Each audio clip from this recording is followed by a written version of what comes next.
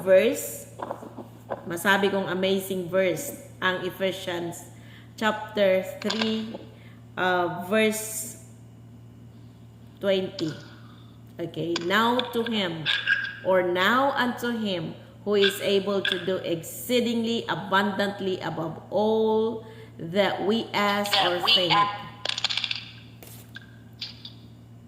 according to the power worketh in us. Amen. So let us pray. Gracious Heavenly Father, once again, we thank you for the word that we have just read. We pray that you will bless our hearts, Lord. Hayaan mo, Panginoon, that as we study your words tonight, be with us. We ask you to illumine our hearts, our minds, and our understanding, that may we be able to understand the message of your word. Father, we thank you for what you are going to do in our midst, though we're just few, Lord, but it says in your words that where 2 or 3 are gathered together in your words, there you are in the midst of them. And tonight, Lord, we acknowledge your presence, and we thank you that you are indeed in our midst. And we thank you, Holy Spirit, for working in the midst of us and through us. So God, we thank you, and we commit this time together in Jesus' name. Amen. Amen. So, sabi nga po sa Tagalog, sa Kanya na makakagawa ng higit pa kaysa maaari nating hilingin at isipin sa pamamagitan ng Kanyang kapangyarihang kumikilos sa atin. So from this passage of Scripture, dito po sa Ephesians 3, verse 20, we are reminded of the limitless power and boundless love of our Heavenly Father. Yung Kanyang limitless power, kung sa Tagalog, ito yung walang limitasyong kapangyarihan ng Diyos. Magagawa niya ang lahat without limitation. Tayo po, limitado ang magagawa po natin. Pero ang ating Panginoon ay walang limitasyon. At ang Kanyang pagmamahal sa atin ay walang hanggang pag-ibig. So this verse encourages us to have an unwavering faith in God's ability. No, yung magkaroon tayo ng unwavering. Ano ba yung unwavering faith? Ito yung pananampalatayang hindi natitinag sa kakayahan ng Diyos. No? Hindi tayo, yung ating pananampalataya sa Kanya ay walang anumang makakatinag nito, sapagkat alam natin na ang ating Diyos ay makapangyarihan sa lahat. So, God's ability, yung Kanyang abilidad, He can do far beyond what we can think or even dare to ask for.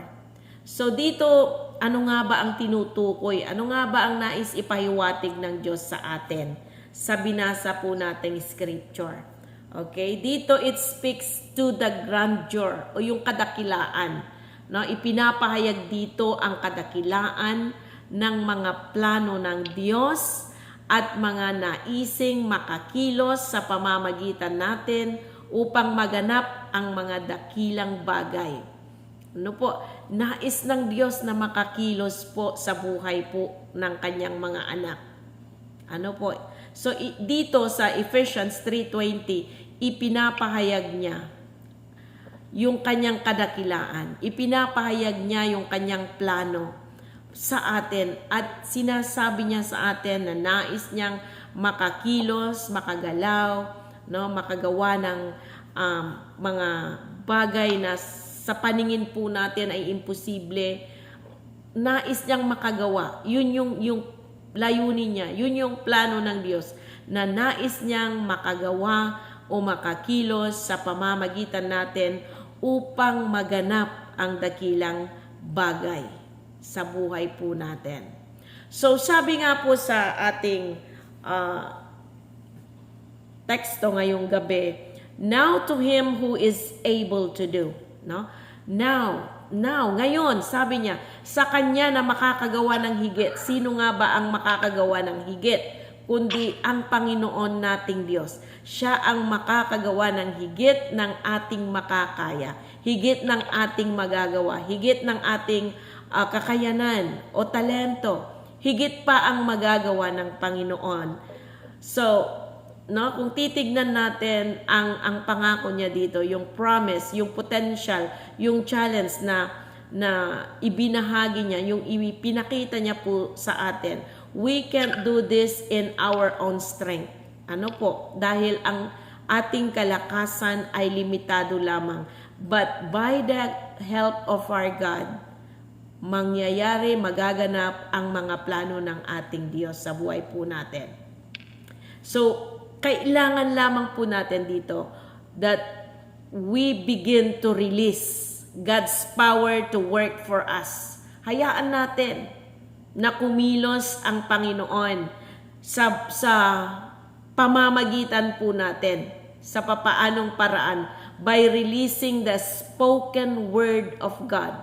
Yung spoken word of God, yung minsan nagbabasa tayo ng salita ng Diyos at alam natin na may pangungusap ang Panginoon sa pamamagitan ng kanyang salita. Ano po, hayaan natin na makakilos ang Panginoon. Hayaan natin, i-release natin yung salita ng Diyos. Yes, Lord. So be it, Lord. Hayaan po natin. Gawin mo ang iyong mga plano, ang iyong mga layunin, Panginoon, sa buhay ko. Malaya kang gawin ito. So, as we begin to release God's power to work for us by releasing the spoken word of God, the Holy Spirit goes to work on our behalf. No?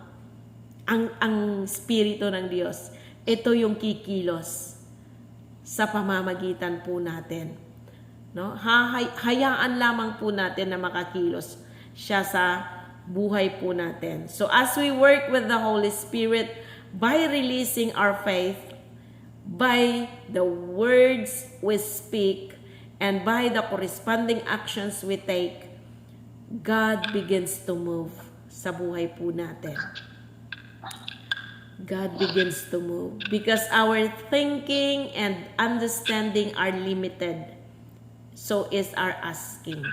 Therefore, our prayers, our desires, our hopes, and our dreams are limited. Limitado lamang po ang magagawa po natin. Pero ang ating Diyos, God is able to do. Able, magagawa niya.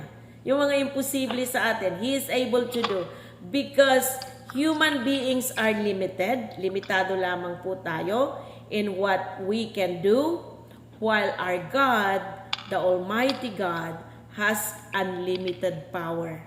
No? Yun po yung napakagandang maunawaan po natin na despite of the fact na wala tayong kakayanan, limitado lamang po ang magagawa po natin, pero meron tayong Diyos na may kapangyarihan at unlimited yung kanyang kapangyarihan. Amen. God is all-powerful. Nasa Kanya ang lahat ng kapangyarihan. Why? Because He is the Most High God. Meaning He is higher than whatever is the highest. Siya yung pinakamataas sa lahat ng alam nating mataas. Mas mataas siya sa lahat. Kaya nga siya po yung King of all kings, God of all gods. Siya po yung pinakamataas sa lahat. So with God, all things are possible. Sapagkat siya yung kaitaas-taasang Diyos. Siya yung makapangyarihang Diyos. Marami tayong kilalang Diyos, pero ang Diyos na ating pinaglilingkuran ay mas higit sa mga pinaglilingkuran ng mga pagano, ng mga yung mga kakilala nating kung sino-sino ang Diyos nila. Pero ang ating Diyos, He is the Most High God, and He is the King of Kings, and He is the Lord of all Lords.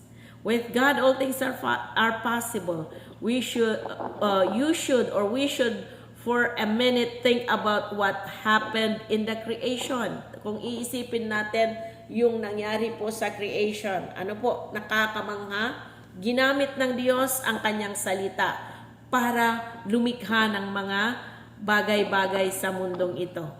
So kung ang salita ng Diyos ay nakakalikha noong Genesis time, nung likhain ng Diyos ang sanlibutan, ganon din po ka-powerful ang salita ng Diyos even to the moment, sa kasalukuyang ito.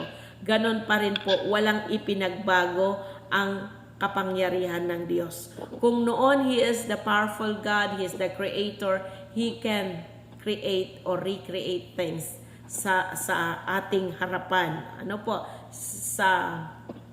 Sa mundo nating kinagagalawan, sapagkat Siya ay Diyos, hindi nagbabago mula noon hanggang ngayon, because He is the same yesterday, today, and forever. He is the God who is all-powerful. Kaya nga po, yung now to Him who is able, kung meron man tayong dapat pagkatiwalaan, walang iba kundi ang ating Diyos na makapangyarihan sa lahat.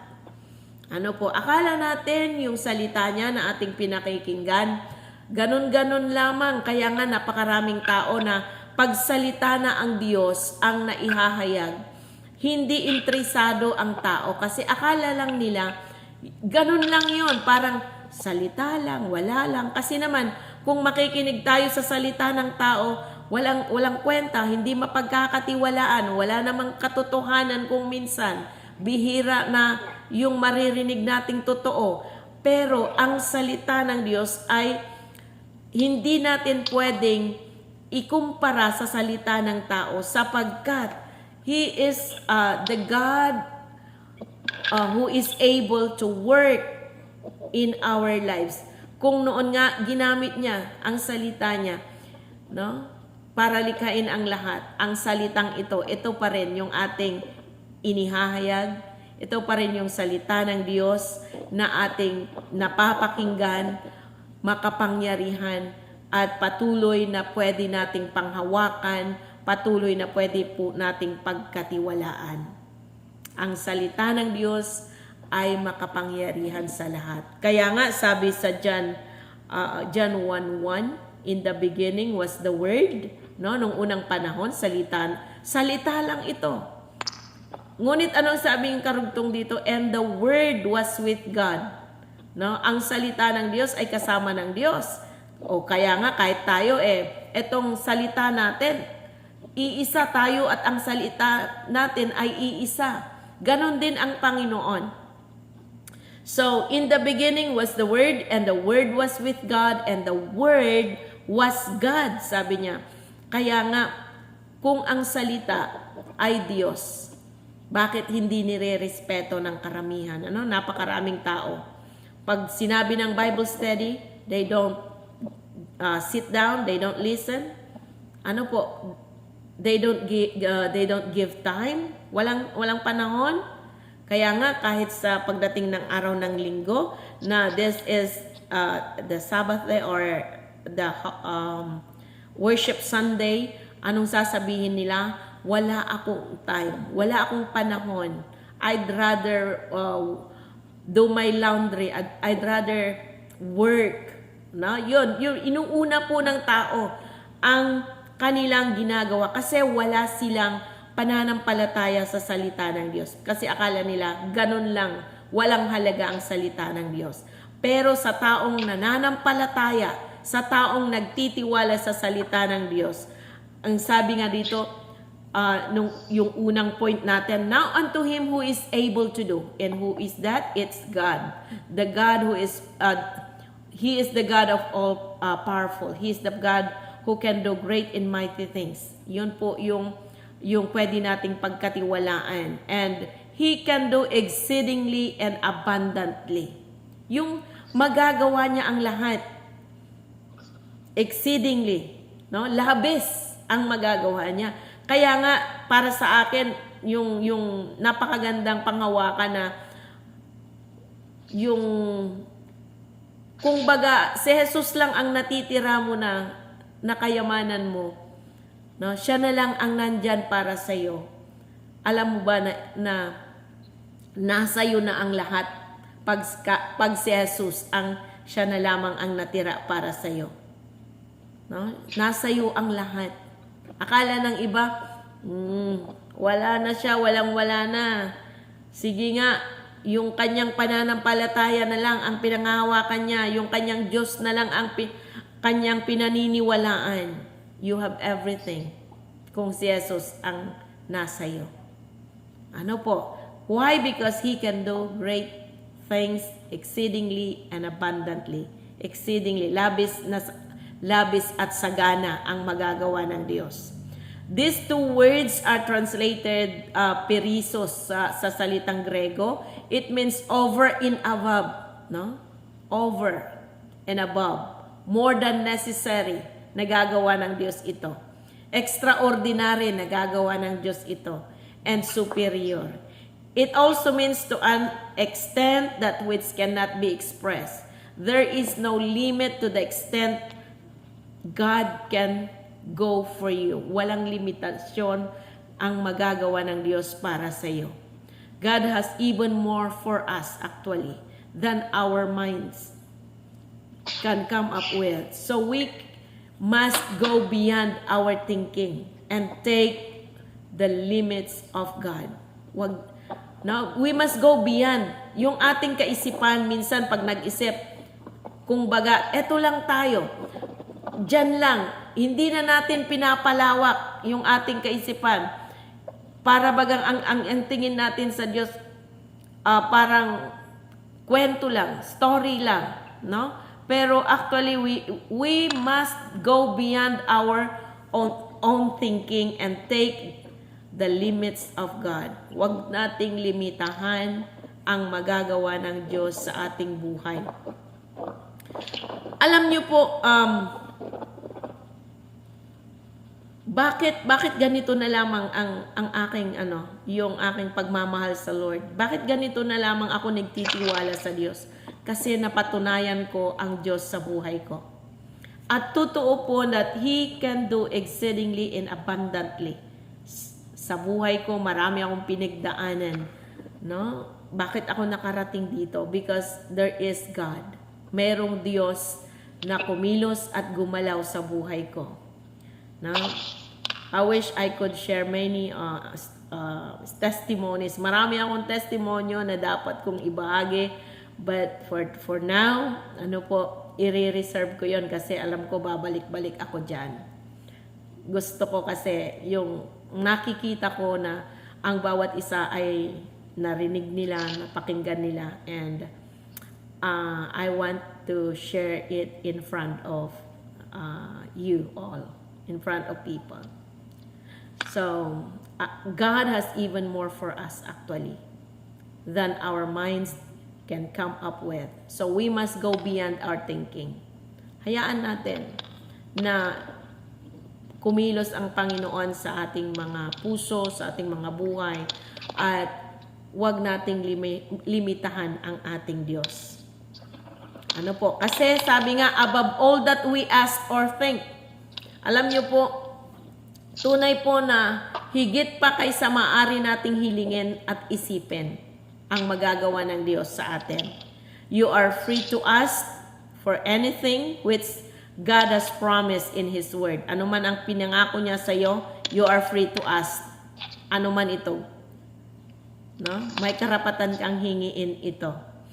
Alam niyo po, I would like to share a testimony patungkol po ito nung operation po ni Pastora Lina. Nung nasa hospital po kami. Kasi bago po siya na-operahan, na-share ko na po ang message na to sa church.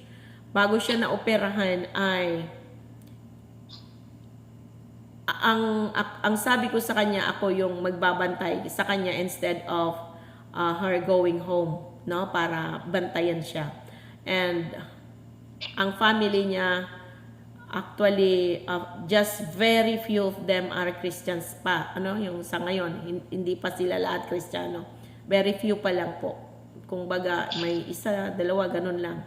So, ayaw ko na ang magbantay sa kanya ay hindi mananampalataya. Kasi, pag siya po ay nakaramdam ng sakit, syempre, pag Pag hindi Kristiyano, ay, ang sakit. Parang ganon lang, inaano ka lang, kino-comfort ka lang. Pero, pag kasama mo ay Kristiyano, lalo kang mapapalakas at dahil andyan sila para ipanalangin ka. So, sabi ko sa kanya, hindi ko siya kaya na bantayan siya dahil ako mismo ay mahina rin pag nakikita ko ang binabantayan ko ay nakakaramdam ng pain, para ako yung lalong nahihirapan. But then sabi ko sa Lord, Lord, palakasin mo ako, ibigay mo sa akin yung karapat dapat na pananampalataya, na magtiwala ako sa iyo, at yung need ko yung physical and spiritual strength to go through this. Sabi ko sa Lord. Hindi si Pastor Alina pa ang una kong pinanalangin. Yung sarili ko. Kasi alam ko hindi ko kakayanin tignan siya kung ano yung kanyang pagdadaanan. So, nag-ask ako sa Lord ng strength. And dito, nakita ko na napalakas ako ng Panginoon, and while she was in the operating room, ang tagal kong naghintay, and I was praying that time, and although inabot po siya ng 5 hours sa operating room, ako pa rin ay nananalangin, nagtitiwala sa Lord na this will be a very victorious surgery. And dumating yung point na nahirapan pala ang mga doctors para sa kanyang operation kasi yung kanyang sakit ay mayroong sa kanyang uterus ay may endometriosis. Ang endometriosis po ay tumutubo po outside the uterus, at iyon ay nagiging laman. At pag nadikit ang kung halimbawa intestine ang nadikit sa endometriosis na ito, magdidikit talaga, kaya nagdikit-dikit lahat po yung mga laman loob niya po. So inisa-isa po ng doktor ito para paghiwalayin yung mga intestine niya at mga iba pa na nasa tiyan niya po. So inabot po siya nag-expire na po yung kanyang anesthesia, no? Yung mga pain reliever. Hindi pa tapos. Nahirapan po yung kanyang OB-GYN na mag-opera, no? 2 pa sila, pangatlo yung anesthesiologist. So pinatawag nila talaga yung general surgeon, no? Pinatawag siya, at ako rin po pinatawag para magdesisyon ng isang bagay, dahil kailangan din nilang tanggalin yung kanyang appendix, kasi pag hindi pa tinanggal mag-i-erupt din yun in few months, ganon. So ayaw na ng doktor na maulit pa yung kanyang operasyon. So sabi ko, nagpumirma ako ng waiver, then sabi ko sa doktor, then go ahead, no? So sinaksakan uli po siya ng anesthesia, ng pain reliever, no? Nakadalawang beses po siya kasi na-expired po yung una. So after the operation, from the operating room, na punta po siya sa recovery room. Ang tagal, it took her 3 hours sa sa recovery room. And after 3 hours po, half na yata, iniakyat sa room. And then paghiga niya pa lamang po, I grab her hand. Kinuha ko ang kamay niya, nanalangin kami, at ang sabi ko sa Lord, Lord, you are the God who is able. Ikaw ang Diyos na makapangyarihan sa lahat, and there is no limited, your power is unlimited. Yung sa amin, unlimited, Panginoon. Sabi ko sa Lord, wala kaming kapangyarihan tulad ng kapangyarihan mo. At sinabi mo sa iyong salita, you can do anything exceedingly and abundantly, at magagawa mo ito. Sa gabing ito, Lord, I am entrusting her into your hands. Lord, tulad ng Panginoong Hesukristo, nung siya'y mamatay sa krus ng Kalbaryo, He entrusted His cup to you. Now I am entrusting her cup to you. Take all over the pain, lahat, Lord, ano man yung kanyang nararamdaman, take over, oh God. Anything, Lord, na magpapahirap sa kanya, take over. Lord, she is a servant of yours. She is so faithful. I never heard na mag-complain siya sa lahat ng ipinagawa mo o inakaatang na ministry sa iyo. And I have seen her faithfulness sa iyo, Panginoon. At alam ko na tapat ka sa mga tapat. And this time, Lord, she deserved,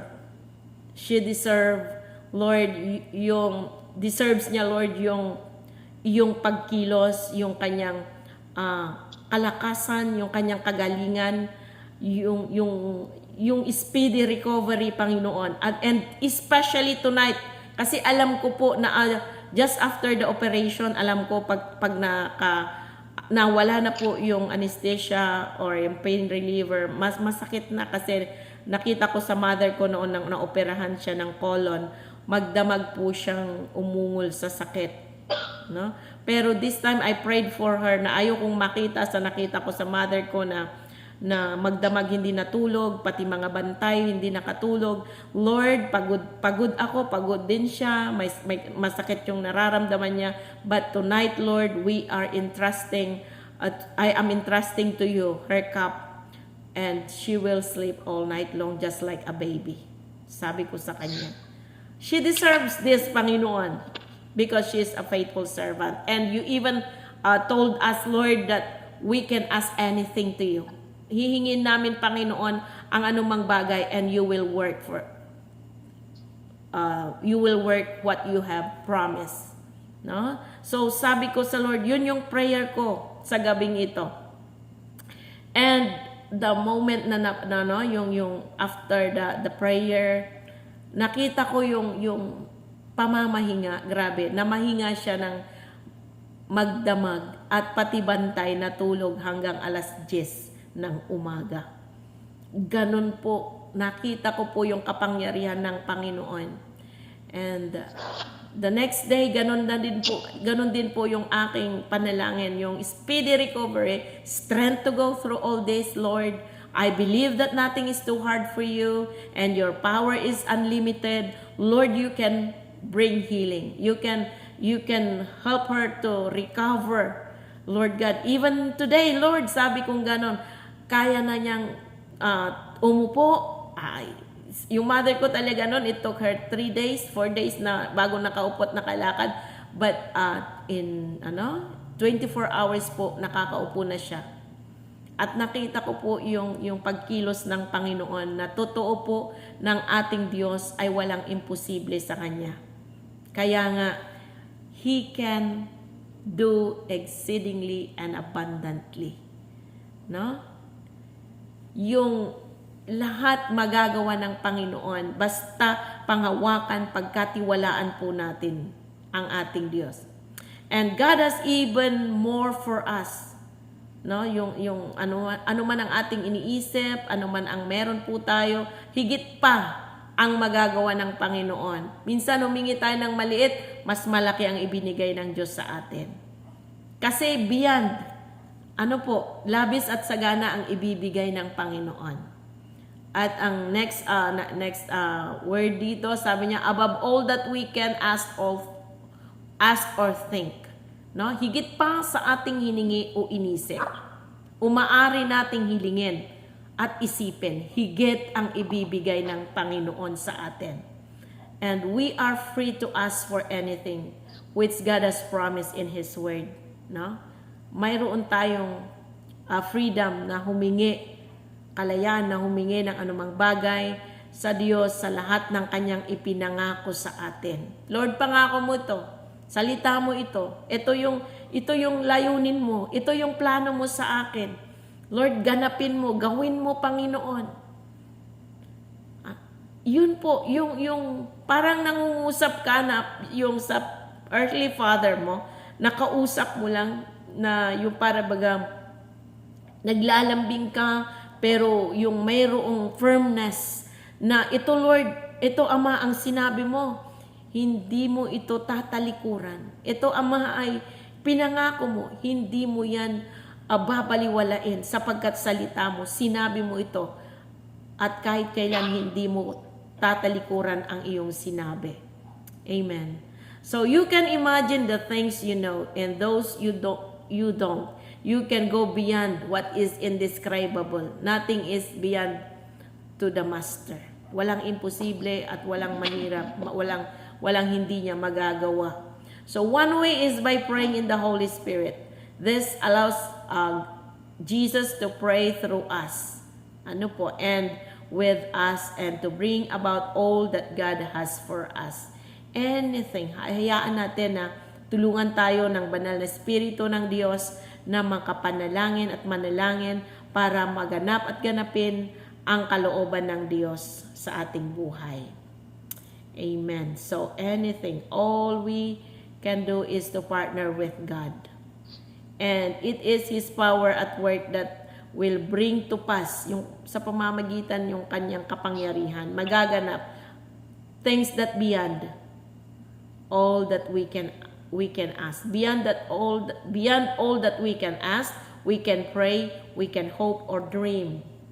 Beyond po sa ating kaisipan, beyond sa ating hinihingi. Nung bata ako, ang hiniling ko lang sa Panginoon ay, Lord, sariling kwarto lang sa loob ng aming pamamahay. Magkaroon lang ako ng sariling kwarto. Kasi ang tahanan po namin noong kami ay maliliit ay parang square lang ba. Nandun na yung salas, nandun na yung lahat-lahat, yung kainan. Parang doon na rin kami matutulog, no? Kung 8 magkakapatid, maglalatag na lang. And one of my high school classmate, ay inimbita ako sa tahanan po nila at nakita ko, may kakayanan po sila. Nakita ko may kanya-kanyang room sila. At para bagang, Lord, I hope that someday, magkaroon din ako ng sarili kong kwarto. Pero yun lang ang iniisip ko, kwarto, simple. Pero ang ibinigay ng Diyos, hindi lamang kwarto, tahanan na may 3 kwarto. O diba? Beyond what we ask, beyond what we can pray, beyond what we hope, what we dream or ask for. Beyond ang ibibigay ng Diyos. Beyond what we can ask for. No? So, ano man yung ating hinihiling, kayang-kayang ibigay ng Diyos. Beyond pa, higit pa yung kanyang ibibigay. Lord, ayaw ko na, mahirap lamang kami, Lord, ayaw ko nang maranasan ng magiging anak ko o mga anak ko ang nararanasan ko ngayon. Kasi 8 kaming magkakapatid, panganay ako, and almost everyone, parang ako nang naging nanay sa kanila. Parang ako yung naghanap buhay, ako yung nagpaaral, yung bang nagpalaki, parang ginawa ko lahat pa ng parang father and mother sa kanila dahil sa hirap ng buhay. Ako yung nagtrabaho para sa kanila. So sabi ko, Lord, ayaw ko nang mangyari pa sa buhay ko ito, sa pamilya ko, na ganito pa rin kami kahirap pag ako naman ay nagkapamilya. Hindi ito, Panginoon, yung kalooban mo. Kasi nga sa Jeremiah 29, verse 30, yung ibibigay ng Diyos, yung plano niya ay higit na mabuti para sa atin. So, hiningi ko yun sa Panginoon, yung plano niya sa atin, yung plano niya sa akin. At hindi po ako nagkamali ng paghingi sa Panginoon dahil ito talaga yung plano niya sa atin. So, ika nga, yung last sentence po doon sa ating binasa, sa ating teksto, dito sa Ephesians 3:20, sabi dito po sa karugtong dito, according to the power that works in us. Now, hindi po sa pamamagitan ng kakayanan po natin. Hindi dahil ako'y nagtrabaho sa abroad, kaya ako nakarating sa ganitong sitwasyon. Hindi po. Sa pamamagitan ng kanyang kapangyarihang kumilos sa aking buhay. Sa pamamagitan ng kagandahang loob ng Diyos.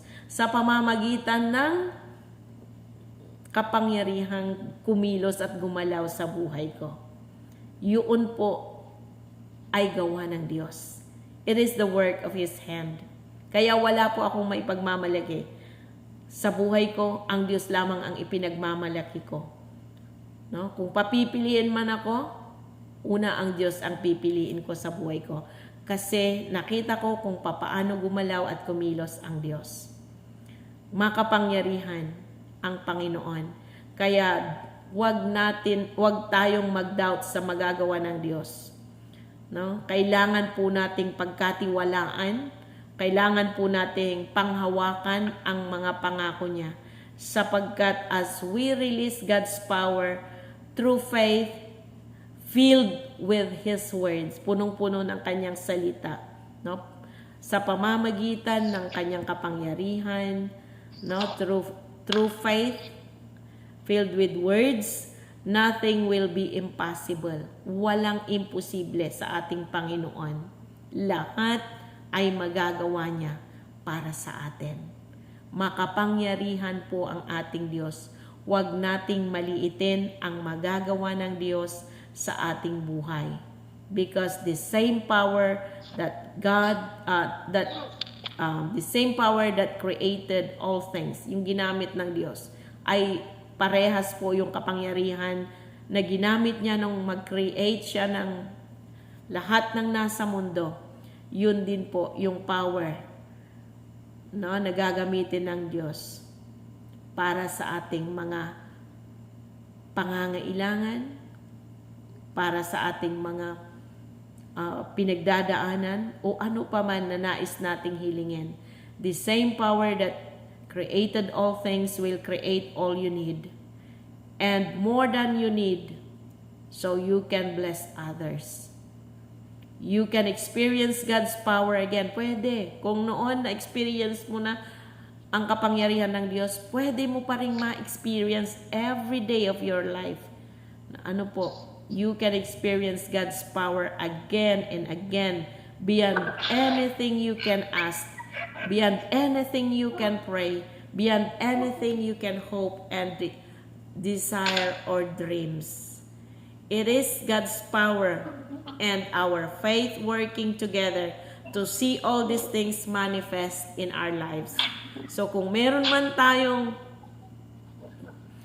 gustong makita nawa sa buhay natin, sa lahat ng pinagdadaanan po natin, sa problema na meron po tayo, ito yung kapangyarihan ng Panginoon.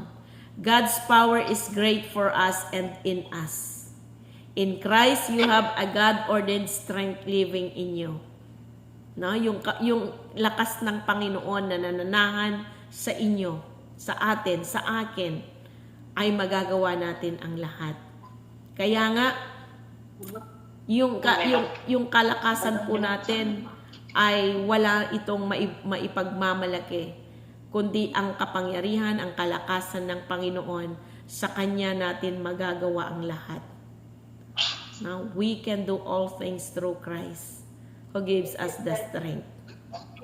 So, don't limit what God can do for you. Amen?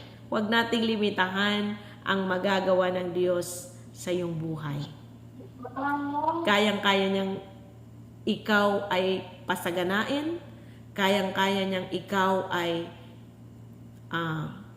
pagalingin, no, sa iyong sitwasyon, sa iyong pinagdadaanan, so sa anumang problema, sa anumang karamdaman, kayang-kaya niyang gawin ito. Don't limit what He can do for you. Amen? So, thank you for listening. God bless everyone. Have a great evening po. Mapagpalang gabi.